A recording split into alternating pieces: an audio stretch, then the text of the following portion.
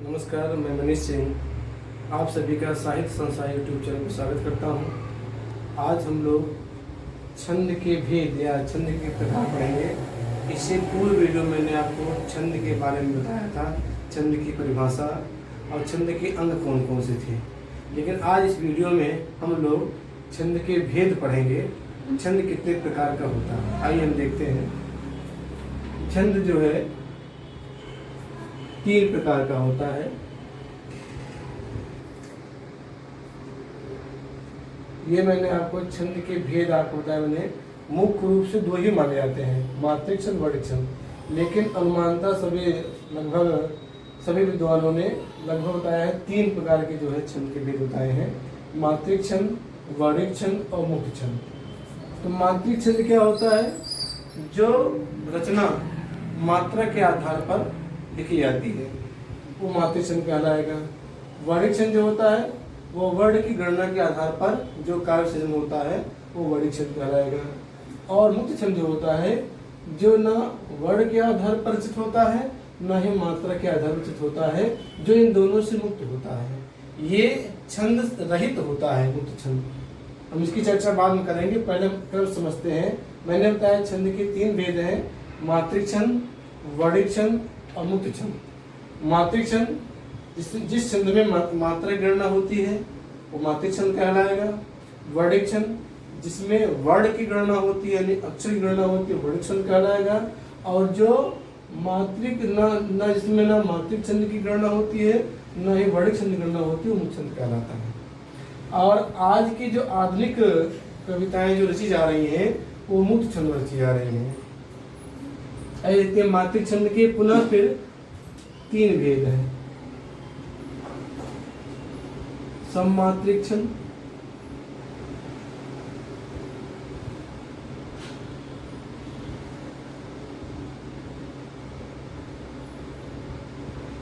अर्ध सममात्रिक छंद,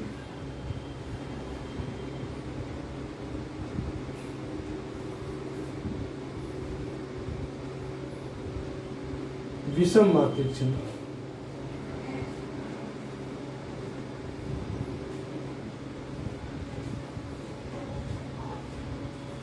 ठीक है, मैंने आपको छंद के 3 भेद बताए। मैंने तालिका के माध्यम से मैंने आपको बताने का प्रयास किया है कि छंद के 3 भेद हैं, मात्रिक छंद, वर्णिक छंद और मुक्त छंद। मात्रिक छंद उसे कहते हैं जिस जो रचना मात्रा गणना पर आधारित होती है वो मात्रिक छंद कहलाएगी। जो छंद वर्ण की गणना पर आधारित होता है वो वर्णिक छंद कहलाएगा। जो न मात्रा गणना पर आधारित हो न ही वर्ण की गणना पर आधारित हो वो मुक्त छंद कहलाएगा। तो मुक्त छंद जो होता है वह सन 1916 ईस्वी में निराला की कविता थी जूही की कली। उस समय जो सरस्वती पत्रिका के संपादक जो थे महावीर प्रसाद द्विवेदी, उनके पास उन्होंने ये जूही की कली कविता को प्रकाशित करने के लिए भेजा था। जूही की कली कविता थी, ये थी निराला जी की।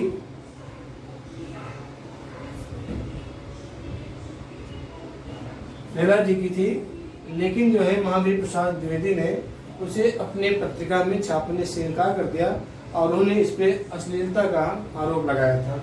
तो ये जो है 1916 ईस्वी से ये मुक्त छंद की कविता जो है प्रारंभ होती है। रीत यानी आधुनिक काल के पीछे चलते हैं, यानी आदि काल से लेकर के रीत काल की जो रचनाएं रची गई वह मात्रिक छंद में रची गई, वर्णिक छंद में रची गई। लेकिन जो मुक्त छंद है, मुक्त छंद की कहा जाता है कि इन्होंने आज की जो दौर की कविता है यानी 1916 से लेकर के यानी 1916 से लेकर के नई कविता का जो पूरा दौर है वह सब रचनाएं मुक्त छंद में लिखी जाती हैं। इनका ये कहना है, इनका ये तर्क रहता है कि अगर हम कविता का सृजन मात्रिक छंद या वर्णिक छंद कहते हैं तो जो उसका वास्तविक जो सौंदर्य होता है वह क्षय हो जाता है और उसमें एक बनावटीपन आ जाता है। ये मुक्त छंद का तर्क है। ठीक है, और कहते हैं उसमें प्रवाह रुक जाता है, लय नहीं बन पाती, ये मुक्त छंद का तर्क है। फिर भी चाहे जो हो, लेकिन आधुनिक काल में जो भी रचनाएं काव्य रची जा रही हैं वो मुक्त छंद में रची जा रही हैं। अब आते हैं मात्रिक छंद। देखें, मात्रिक छंद बताया कि जो मात्रा की गणना के आधार पर जो छंद रचा जाए उसे मात्रिक छंद कहते हैं। तो मात्रिक छंद में पुनः 3 भेद हैं, सममात्रिक छंद, अर्धसममात्रिक छंद, विषममात्रिक छंद। ठीक है, तो सममात्रिक छंद में जिसमें समान, हर चरण में समान मात्रा हो, हर चरण में समान मात्रा हो, इसमें आपका है चौपाई आ जाएगा, चौपाई, रोला, हरिगीतिका, हरिगीतिका, ठीक है ना, और गीतिका, ये सब आपके सममात्रिक छंद में आएंगे, जिसके प्रत्येक चरण में, हर एक चरण में, मतलब इसमें 4 चरण होते हैं, इसमें भी 4 है, इसमें भी 4 चरण, इसमें 4 है, जिसके हर प्रत्येक चरण में समान मात्रा होती है, वो सममात्रिक छंद में कहलाएगा। ठीक है, मैंने ये बता दिया, ये चौपाई छंद है, रोला है, गीत का है, गीत का है। इसकी चर्चा हम आगे करेंगे अगले वीडियो में कि चौपाई में कितनी मात्रा होती है, कैसे कैसे गिरा जाता है। और अर्धसममात्रिक छंद, अर्धसममात्रिक छंद उसे कहते हैं जिसके विषम चरणों में, जिसके विषम चरण में समान मात्रा और सम चरणों में समान मात्रा। विषम चरण कौन से हो गए आपके? पहला और तीसरा चरण, पहला और तीसरा, पहला और तीसरा। और सम चरण कौन से हो गए? दूसरा और चौथा चरण हो गया। यानी जिसके विषम चरणों में समान मात्रा हो और सम चरणों में समान मात्रा हो, वहां पर अर्धसम मात्रिक छंद कहलाता है। विषम मात्रिक छंद उसे कहते हैं जहां पर जिस छंद की 2 चरण समान मात्रा के हों और उससे अधिक अन्य मात्रा का, अन्य संख्यक मात्रा के हों, तो विषम मात्रिक छंद कहलाएगा। यानी ना उसके प्रत्येक चरण समान मात्रा के हों, ना ही उसके सम और विषम चरण समान मात्रा के हों, बल्कि जिसके 2 से अधिक जो चरण वाला होता है उसमें प्रत्येक चरण में अलग अलग मात्रा होती है, संख्या होती है, तो वो विषम मात्रिक छंद कहलाएगा। जैसे आपका इसमें आ जाता है, आपका आ जाएगा छप्पे, कुंडलियां, छप्पे और कुंडलियां छंद, इसमें आएगा। ये दोनों जो है 6 चरण होते हैं, 6 चरण के, ये 6 चरण होते हैं दोनों। और छप्पे जो बनता है वह रोला प्लस उलाला छंद बनता है, मिलकर बनता है छप्पे। और कुंडलिया जो बनता है वह दोहा रोला मिलकर बनता है, दोहा प्लस रोला। ये कुंडलिया जो है 2 छंद मिला के बनते हैं, दोहा प्लस रोला। और छप्पे जो बनता है रोला प्लस उलाला। ये दोनों छंद मिलकर के छप्पे बनते हैं और ये दोनों छंद मिलकर कुंडलिया बनता है। ये आपके विषम मात्रिक छंद है। इसमें 4 चरण से अधिक होते हैं, 6 चरण होते हैं। तो मैंने आपको बताया कि छंद के 3 भेद हैं, मात्रिक छंद, वर्णिक छंद, मुक्त छंद। मात्रिक छंद जो मात्रा की गणना पे आधारित जो छंद होते हैं वो मात्रिक छंद कहलाएंगे। वर्णिक छंद जो वर्ण की गणना पर आधारित होते हैं वो वर्णिक छंद कहलाएंगे। मुक्त छंद जो ना मात्रा की गणना पर आधारित हो ना ही वर्ण की गणना पर आधारित हो, जो इन दोनों से मुक्त होते हैं उसे मुक्त छंद कहते हैं। जो आज के आधुनिक जो कविता का दौर है वह सब कविताएं मुक्त छंद में ही रची जा रही हैं। फिर मात्रिक छंद के हम देखते हैं, फिर पुनः 3 भेद है, सममात्रिक छंद, अर्धसममात्रिक छंद, विषम मात्रिक छंद। सममात्रिक छंद मतलब होता है जिसके प्रत्येक चरण में समान मात्रा होती है, वो सममात्रिक छंद कहलाएगा। जैसे आपका चौपाई हो गया, रोला हो गया, हरि गीत का हो गया, गीत का हो गया।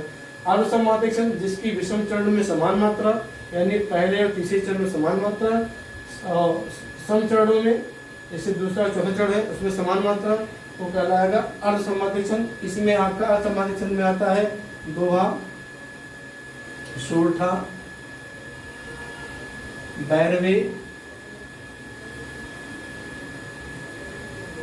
और आपका उलाला। ये आपके जो है अर्धसममात्रिक छंद में आएंगे। ठीक है, विषम मात्रिक छंद जिसके 2 चरण एक समान मात्रा के और उससे अधिक जो चरण है वो अलग मात्रा के हो, तो उस विषम मात्रिक छंद कहलाएगा। इसमें ये 2 छंद जो है बहुत ही प्रचलित है हिंदी भाषा में, हिंदी साहित्य में, छप्पे और कुंडलिया। छप्पे कौन होता है? जो रोला प्लस उलाला बन के छंद बनता है। रोला जो है सममात्रिक छंद है, उलाला अर्धसममात्रिक छंद है। और कुंडलिया जो ये दोहा और ढोरा बन के बनता है, दोहा जो है अर्धसममात्रिक छंद है और रोला सममात्रिक छंद है। ये दोनों मिलकर के छप्पे बनते हैं और ये दोनों मिलकर के कुंडलिया छंद बनता है। ये इसमें भी 6 चरण होते हैं, इसमें भी 6 चरण होते हैं। इसे कहते हैं विषम मात्रिक छंद। तो मैंने आपको ये भेद बताए। वर्णित छंद के बारे में फिर कभी जो उसके भेद हैं, इससे वर्णित छंद में तो यही 3 भेद बताए जाते हैं, सममात्रिक, अर्धसममात्रिक, विषममात्रिक से मात्रिक छंद है। इसमें आ जाएगा समवर्णित छंद आ जाएगा, अर्धसमवर्णित छंद आ जाएगा, विषमवर्णित छंद आ जाएगा। तो इसकी चर्चा हम फिर कभी करेंगे।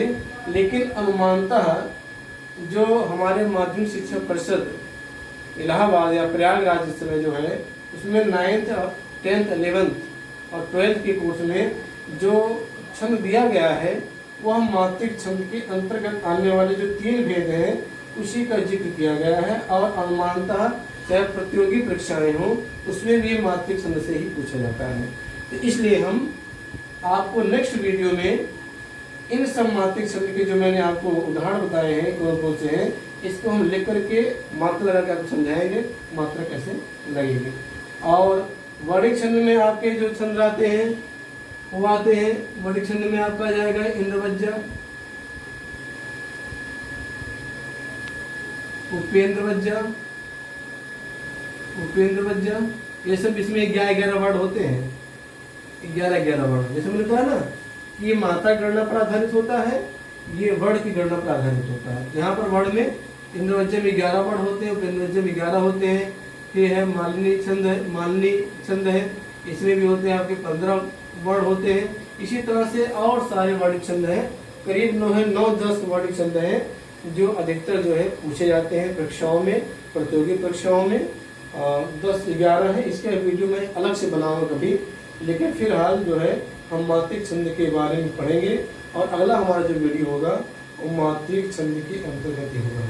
और एक चीज मैं बताना चाहता हूँ कि छंद जो है लगभग इस समय जो छंद बताए जाते हैं वो जो है 7950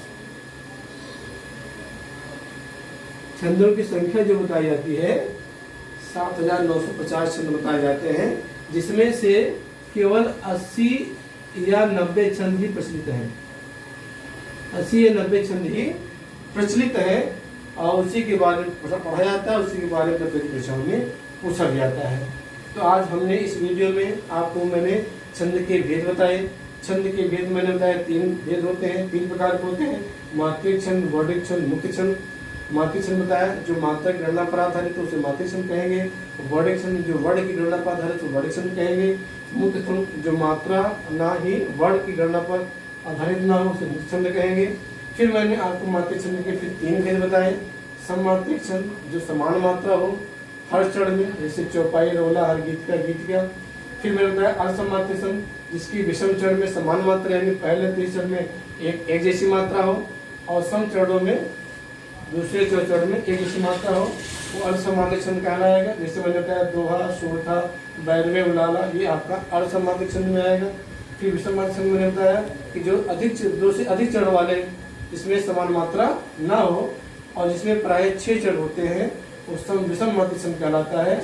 और हिंदी में केवल लगभग 2 ही छंद प्रचलित हैं विषम चरण में, विषममात्रिक छंद में, वो है छप्पे और कोंडलिया। ठीक है। वर्णित छंद में मैंने बताया जो वर्ण के आधार पर जो है गणना की जाती है छंद में, वर्णित छंद कहलाएंगे। ये 8-9 वर्णित छंद हैं जो प्राय पूछे जाते हैं। इसका मैं जिक्र बार बार कह रहा हूँ कि अगले वीडियो में कभी पढ़ाऊंगा। तो वर्णित छंद में आपका इंद्रवज्जा, उपेंद्रवज्जा, मालिनी, वसस्थम, दुत, बिलुतम, बहुत सारे इसमें है। कम से कम 11 वर्णित छंद हैं जो अधिकतर पूछे जाते हैं। तो मुझे पूरी उम्मीद है कि ये मैंने आपको बड़ी सरल ढंग से छंद के भेद बताए और पूरी उम्मीद है कि आप समझ गए होंगे। अगर आपको कोई भी दिक्कत होती है तो मेरे यूट्यूब चैनल पे जाएं और आप उसमें कमेंट में जाएं और उससे पूछें। जो भी समस्या होगी मैं आपका यथासंभव इसकी निदान करूँगा।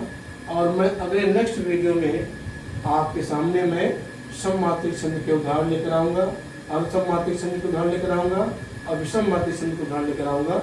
हर जो मात्रिक छंद के जो 3 भेद हैं, हर 3 भेदों के मैं जो मेन छंद है उसका मैं उदाहरण लेकर के आपके सामने प्रस्तुत होगा। तब तक के लिए धन्यवाद।